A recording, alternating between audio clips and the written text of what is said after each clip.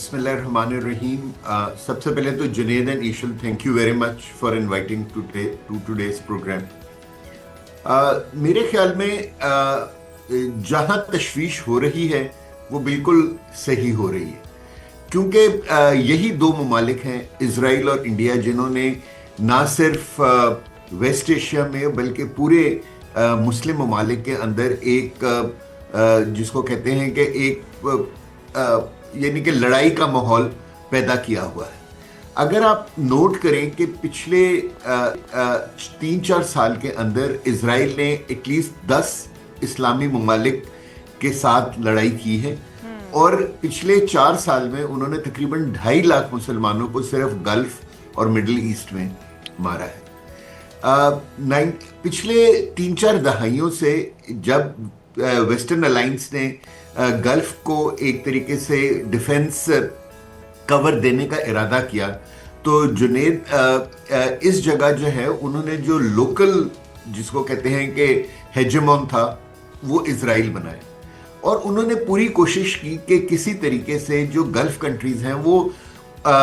Western weapons तो खरीदें लेकिन अपनी कैपेबिलिटी को ना बढ़ाएं, ठीक है ना। और इसी वजह से आपने देखा कि इजराइल जब उसका दिल चाहता था, जिस मुल्क के ऊपर वो चाहता था, वो चढ़ दौड़ता। लेकिन स्लोली एंड ग्रेजुअली इस जंग ने दो चीजें मुस्लिम कंट्रीज को और खासतौर पे गल्फ कंट्रीज को बिल्कुल क्लियर कर दी। वन, कि अमेरिका उनको फुल प्रूफ सिक्योरिटी नहीं दे सकता। नंबर 2 जो है कि इजराइल इस इलाके के अंदर पीसफुल तरीके से नहीं रहना चाहता। उसके एक्सपेंशनिस्ट डिजाइन्स हैं और तकरीबन हर मुस्लिम कंट्री जिसके साथ उसका बॉर्डर मिलता है वो उसके ऊपर एग्रेशन करके अपने बॉर्डर को बढ़ाना चाहता है। और मैं समझता हूं कि तीसरी चीज जो सबसे ज्यादा लोगों को क्लियर हो गई कि ईरान वो थ्रेट नहीं है जिसको थ्रेट बना के वेस्टर्न कंट्रीज ने ट्रिलियंस ऑफ डॉलर्स के वेपन्स गल्फ कंट्रीज को बेचे थे। सो इस जंग ने जब ये सारी चीजें क्लियर कर दी तो उसका नेचुरल रद्द अमल यही था कि लोगों ने इन कंट्रीज ने अपने अंदर देखना था, और देखना था कि किस तरह इस इलाके में पीसफुल को एग्जिस्टेंस हो सकती है। सो मेरे ख्याल में जो ये ट्राइलेटरल मुआहदा है बाय डिजाइन नहीं हुआ, बाय डिफॉल्ट हुआ है, क्योंकि हालात ने मजबूर कर दिया सबको कि आप एक ऐसे मुआहदे की तरफ बढ़े जिसमें आप पीसफुली एक दूसरे के साथ रह सकें। खान साहब, लेकिन क्योंकि अगर एक मिनट एक इशू, लेकिन क्योंकि ये एक डिफेंसिव मुआहदा है, इसलिए ये जो है ना ये बहुत इंपॉर्टेंट है कि जो एग्रेसर्स हैं इस इलाके के अंदर उनको एक क्लियर मैसेज मिल गया है कि क्या कहते हैं कि अगर उन्होंने इस इलाके के अंदर और ज्यादा कत्लो गारत करने की कोशिश की तो अब एक फोर्स है जो उनके मुकाबले पे खड़ी है। बिल्कुल सही। अच्छा, एक तो जिस तरह से आपने बताया कि अभी ये वक्त की ज़रूरत बन चुका था, जिस तरह के हालात पैदा हो चुके थे और इन ममालिक को भी समझ आ गई कि अब एक अलायंस बनना चाहिए। दीगर कौन कौन से ममालिक हैं जो कि इस मुस्लिम ममालिक इत्तेहाद के अंदर या इस मुआहदे के अंदर आ सकते हैं, क्योंकि ये खुला एक इन्विटेशन भी दिया गया है कि जो भी ममालिक इसमें शामिल होना चाहते हैं, इस अम्ब्रेला में आना चाहते हैं, वो आ सकते हैं। तो दीगर कौन से ममालिक हैं जिनका की तरफ तवक्को की जाए कि वो भी इसमें शामिल हो जाएंगे? और फिर दूसरा ये भी बताया गया कि अगर जिस तरह से ईरान भी कह रहा है कि हमें भी कोई तहफ़्फ़ुज़ात नहीं है, और पाकिस्तान भी कह चुका है कि ये किसी एक मुल्क के ख़िलाफ़ नहीं है बल्कि ये एक इत्तेहाद है मुस्लिम ममालिक आपस में। और आप मुआहदे की अगर थोड़ी सी बारीकियों के ऊपर बात कर ली जाए तो इस मुआहदे में बेसिकली है क्या वाकई किसी के लिए कोई थ्रेट हो सकता है या नहीं हो सकता है? ये सिर्फ आपस में एक मुस्लिम ममालिक का मुआहदा है जो कि वक्त की ज़रूरत के मुताबिक, जिस तरह आप भी कह रहे हैं कि होना ही था। देखिए, आपने 3 मेजर सवाल किए और मैं उनका जवाब देने की कोशिश करता हूँ। देखिए, जैसे जैसे वक्त गुजर रहा है हम ये देख रहे हैं कि मुस्लिम ममालिक के अंदर इस मुआहदे की बड़ी पजीराई हो रही है। सो मैं एक्सपेक्ट करता हूँ कि मिस्र और कतर तो बहुत जल्द आप सुनेंगे कि इस मुआहदे के अंदर शामिल हो जाएंगे। सऊदी अरेबिया एक तरीके से मुस्लिम वर्ल्ड को लीड करता है। अगर ये मुआहदा जो है इसके ऊपर इसके खिलाफ कोई मेजर यानी कि कंट्री खड़ी नहीं हुई, जो कि अभी खड़ी होती हुई नजर नहीं आ रही। ईरान के साथ अमेरिका ने भी इस मुआहदे को यानी कि पसंदीदगी की निगाह से देखा है। चाइना और रशिया ने भी इस मुआहदे को बहुत यानी कि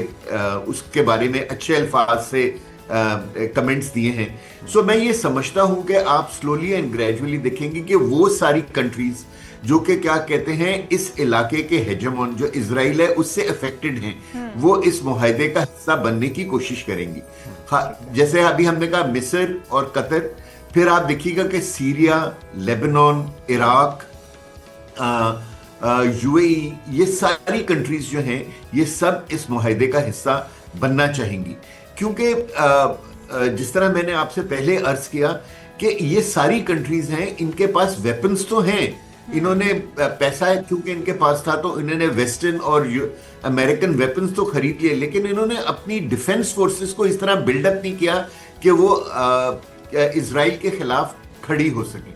और सो मेरे ख्याल में कि ये मुआहदा बहुत जल्द एक बहुत बड़े मुआहदे में तब्दील हो जाएगा, लेकिन हमें इस चीज को भी समझना चाहिए कि ये मुआहदा कोई किसी के खिलाफ जंग करने के लिए नहीं बनाया गया, ये मुआहदा जंग को अवॉइड करने के लिए बनाया गया। देखिए, किसी भी मुसलमान मुल्क ने पिछले 25 साल में ना एक दूसरे के ऊपर और ना ही इस इलाके के जो नॉन मुस्लिम स्टेट्स हैं उनके ऊपर अटैक करने की कोशिश की है। मुसलमानों ने नहीं की, लेकिन मुसलमानों के ऊपर अटैक हुआ है। अगर आप आज भी गूगल करें ईशल, तो आप देखेंगे कि पिछले 25 साल में गल्फ यानी कि गल्फ और मीना के इलाके के अंदर तकरीबन 47 लाख मुस्लिम्स को मारा गया। ठीक है ना, सिर्फ 2 साल के अंदर 1 लाख के करीब पैलेस्टीनियंस को गाजा में शहीद किया गया। ठीक है ना, और ये जो है ना, इसने इस पूरे इलाके की सोच को तब्दील करके रख दिया। सो ये मुआहदा जो है ये बेसिकली एक शो ऑफ फोर्स है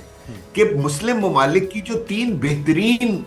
कंट्रीज हैं, जिनके पास पैसा भी है, जिनके पास अस्करी ताकत भी है और जिनके पास इंडस्ट्रियल बेस भी है अपने कदमों पे खड़े होने के लिए, जब ये तीनों मिल जाती हैं तो ये एक बहुत बड़ी फोर्स बन जाती हैं उसके लिए जो इस इलाके के अंदर एक्सपेंशनिस्ट डिजाइन रखता है। तो और इसलिए आप देख रहे हैं कि सिर्फ 2 कंट्रीज जो है ना जुनेद इसके खिलाफ बोल रही हैं, एक इजराइल है और दूसरा इंडिया है। और इंडिया को भी इस वक्त जो है ना बहुत तकलीफ हो रही है, क्योंकि उसने पिछले 10 सालों में 3 मरतबा पाकिस्तान के ऊपर फॉल्स फ्लैग करके अटैक किया है। और अब जो है वो अभी भी उनके ये ख्वाहिश थी, अगर आप सुने कि प्राइम मिनिस्टर मोदी हमेशा ये थ्रेटन कर रहे होते हैं कि जी के हम पाकिस्तान के ऊपर दोबारा अटैक करेंगे, लेकिन अब वो अटैक करने से पहले 10 मरतबा सोचेंगे, क्योंकि सऊदी अरेबिया और तुर्की दोनों के साथ उनके बहुत ताल्लुकात हैं और सऊदी अरेबिया ने बहुत सारी इन्वेस्टमेंट इंडिया में की हुई है। सो अगर सऊदी अरेबिया से हम मदद मांगे और Saudi Arabia I am sure के अपने इन्फ्लुएंस को इस्तेमाल करेगा कि वो इंडिया को मजबूर करेगा कि वो ना हमारे बॉर्डर को डिस्टेबलाइज करे और ना अफगानिस्तान के थ्रू वेस्टर्न बॉर्डर को डिस्टेबलाइज। अच्छा, ये एक बड़ा चैलेंज भी तो होगा खान साहब, क्योंकि 10 मई को भी हमने देखा कि जब खुल के तुर्की ने हमारा साथ दिया तो बड़ा प्रॉब्लम हुई थी भारत में, इवन कि अपने टूरिस्ट को भी वहाँ पे जाने से मना किया गया, उनकी प्रोडक्ट्स का बाइकआउट करने की बात हुई, एक पूरी कैंपेन चली उनके गोदी मीडिया पर भी तुर्की के खिलाफ। अभी ये एक चेंज ऑफ पावर तो दिखाई देता है, एक पावर शिफ्ट भी दिखाई देता है, क्योंकि रियलाइजेशन काफ़ी हद तक गल्फ कंट्रीज़ को हो गई कि जिस इत्तेहादी अमेरिका पे वो तकिया करते थे, ना सिर्फ वो एक काबिल एतबार इत्तेहादी नहीं है बल्कि वो अपनी बेसिस का दिफा भी नहीं कर सका। और इस खत्ते में जो ठेकेदार बनने का ख्वाब सजाए बैठा था भारत, उसके लिए भी नाउम्मीद है कि अब वो जो मरकज़ निगाह है या फिर पूरी तवज्जो का मरकज़ है वो पाकिस्तान है, एक बड़ी आलमी जंग को उसने रुकवाया, मसालित का किरदार अदा किया। तो इन तमाम सर्कमस्टांसेस के अंदर आपको लगता क्या है कि क्या वाकई में अब ये तमाम ममालिक गल्फ़ कंट्रीज़ हों या पाकिस्तान हो या इस दिफाई मुआहदे के तमाम ममालिक वो आज़ादाना फ़ैसले करने के काबिल हो जाएंगे अगर इसी तरह से ये स्ट्रेंथन होता रहा इत्तेहाद? जुनेद, आपने बहुत अच्छा सवाल पूछा, लेकिन देखिए ये जो आज़ादी होती है ना, ये ज़हनी आज़ादी ज़्यादा होती है और फिजिकल आज़ादी कम होती है। मेरे ख्याल में इस जंग ने ना बहुत सारे जो मिथ्स थी जो पिछले 30-40 साल से इस इलाके के अंदर बनाई गई थी, उन मिथ्स को तोड़ दिया है। और एक जो चीज़ सबको समझ में आ गई है कि आप अपने मुल्क का दिफा जो है ना वो ना वेपन्स के साथ कर सकते हैं और ना ही किसी के ऊपर भरोसा करके कर सकते हैं। अगर आपने अपने मुल्क का दिफा करना है तो आपको खुद अपनी पे खड़ा होना होगा, 1, और नंबर 2 आपको वो बर्दाश्त अपने अंदर पैदा करनी होगी कि जो जंग की सूरत में आपके ऊपर आ सकती है।